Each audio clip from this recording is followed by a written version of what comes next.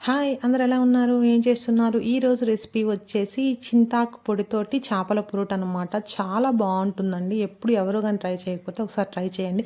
ఈ రెసిపీ కూడా మా అత్తమ్మదే. మా అత్తమ్మ దగ్గర నుంచి నేను నేర్చుకున్నాను అనమాట. పచ్చేపలు ఉంటాయి కదండీ! ఆ పచ్చేపలు తీసుకున్నాము. దీనికి వచ్చేసి ఎక్కువ ముళ్ళు లేకుండా ఉండే చేపలైతే బావుంటుందండి. సో, పచ్చేపలు తీసుకొని దాన్ని నీట్‌గా వాష్ చేసుకున్నాక ఒక కప్పు చింతాకు పొడి ఉంటది కదండీ! పచ్చింతాకు మనము ఎండపెట్టి గ్రైండ్ చేసి పెట్టుకుంటాం, మిక్సీకేసి పెట్టుకుంటాం కదా పౌడరు, ఆ పౌడర్ అనమాట. ఆ పౌడర్ ఒక కప్పు వేసుకొని, చిటికెడు సాల్టు, తగినంత ఉప్పు అండి. ఆ టేస్ట్‌కి తగ్గట్టు తగినంత ఉప్పు వేసుకొని ముక్కల్ని కలుపుకోండి. దీన్ని ఎలా అంటే కొంచెం వాటర్ వేసుకుంటూ మిక్స్ చేసుకోవాలనమాట. ఒక గ్లాస్ వాటర్ అయితే సరిపోతుంది. ఆ గ్లాస్ వాటర్ వేసుకొని ముక్కలన్నిటిని బాగా మిక్స్ చేసుకోండి. మిక్స్ చేసుకొని స్టవ్ వెలిగించి సిమ్ టు మీడియం ఫ్లేమ్‌లో పెట్టుకుంటూ అడ్జస్ట్ చేసుకుంటూ ఒక 20-30 మినిట్స్ ఉడకపెట్టండి. అవి మంచిగా ఉడికాయి అంటే నీళ్ళు ఇంకిపోతాయండి. నీళ్ళు ఇంకిపోయాక మాత్రమే మనం స్టవ్ ఆపేసేయాలనమాట.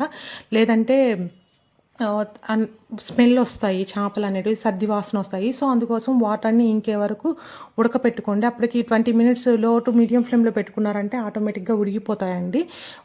ఇదిగోండి చూడండి, ఇదిగోండి లాస్ట్ ఇదేనమాట. ఇలా వచ్చాక ఆ వాటర్‌ని ఇదిగోండి అడుగు అంటుతుందనమాట. సో, అందుకోసం ఆపేసాము. ఆ సెగకి స్టవ్ మీద సెగ ఉంటది గదండీ! మనం అప్పుడే వెంటనే ఆపినంక ఆ సెగకి ఈ వాటర్ గూడా పూర్తిగా ఇంకిపోతాయి. ఇవి బాగా చల్లార్చుకోవాలండి. వేడిగా కాదు. బాగా మంచిగా చల్లార్చుకోవాలి. రూమ్ టెంపరేచర్ వచ్చేంత వరకు చల్లార్చుకొని, తర్వాత దీంట్లో ముల్లులుంటాయి గదండీ చేపల్లో, ఆ చేపల్లో ముల్లులన్నీ రిమూవ్ చేసుకోవాలి. తీసేసుకోవాలనమాట. నిదానంగా చూసి తీసుకోవాలండి. ఇదండి ఇక్కడ చూపిస్తున్నాను చూడండి ఎలా తీయాలనేది. మనం చేపల కూరలో చేసినప్పుడు ఎలా అయితే ముల్లులు తీసుకుంటామో, అలానే నీట్‌గా ముల్లులన్నీ తీసుకోవాలండి.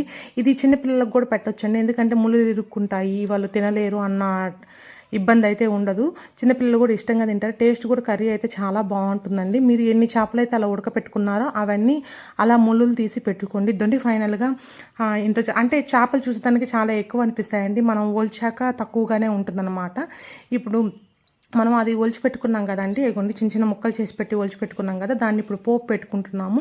ఒక 2-3 స్పూన్స్ ఆయిల్ వేసుకోవాలండి. ఆయిల్ బాగా కాగిన తర్వాత ఆవాలు ఆవాలు వేసుకోవాలి. ఆవాలు వేసుకున్న తర్వాత మినపప్పు అండి. ఒక హాఫ్ స్పూన్ మినపప్పు వేసుకుంటున్నాము. అలాగే ఒక హాఫ్ స్పూన్ జీలకర్ర కూడా అండి. ఇవన్నీ బాగా ఫ్రై చేసుకోండి. ఫ్రై చేసుకున్నాక ఆనియన్స్, పచ్చిమిర్చి 2 అండి. ఆనియన్స్ అనేటివి సన్నగా పొడవుగా కట్ చేసుకోవాలి. ఇవి ఫ్రై అయిన తర్వాత పచ్చిమిర్చి వేస్తున్నాను. పచ్చిమిర్చి కూడా ఇలా పొడవుగా కట్ చేసుకొని చిన్న ముక్కలుగైనా కట్ చేసుకోవచ్చు అండి. కొంతమంది ఏంటంటే పచ్చిమిర్చి తింటారు, కొంతమంది పచ్చిమిర్చి తినలేరు కదా! సో, పొడవుగా కట్ చేసుకున్నారంటే పచ్చిమిర్చి పక్కన పెట్టేదానికి ఈజీగా ఉంటుంది. చిన్నపిల్లలకు పెట్టినప్పుడు కూడా భయం ఉండదు, వాళ్ళు కారం తింటున్నారు అని చెప్పి. ఆనియన్స్ అనేవి ఇలానే సన్నగా పొడవుగా ఇలానే కట్ చేసుకోవాలండి. కొన్ని కర్రీస్‌కి సన్నగా పొడవుగా కట్ చేసుకోవాలి. కొన్ని కర్రీస్‌కి వచ్చేసి చిన్న ముక్కలుగా కట్ చేసుకోవచ్చండి. అంటే మనం ఆనియన్ కట్ చేసే విధానాన్ని బట్టి కూడా టేస్ట్ మారుతుంది కర్రీ. ఇప్పుడు ఇక్కడొచ్చేసి కరివేపాకు అండి. కొంచెం కరివేపాకు తీసుకొని ఆనియన్స్ అనేటివి కొంచెం మెత్తపడితే సరిపోతుందండి. బాగా అంటే బ్రౌన్ కలర్‌లో అలా అంతా ఏమి ఆగాల్సిన అవసరం లేదు. కొంచెం సాల్ట్ వేస్తున్నాను అవి ఫ్రై అయ్యేదానికి. మీరు ముందు చూసారు కదా! నేను ఆల్రెడీ చేపల్లో ఉప్పు వేశా కదా! సో, దాన్ని చూసుకొని దాన్ని బట్టి వేసుకోండి. ఉప్పు ఎక్కువైతే తినలేము కదా!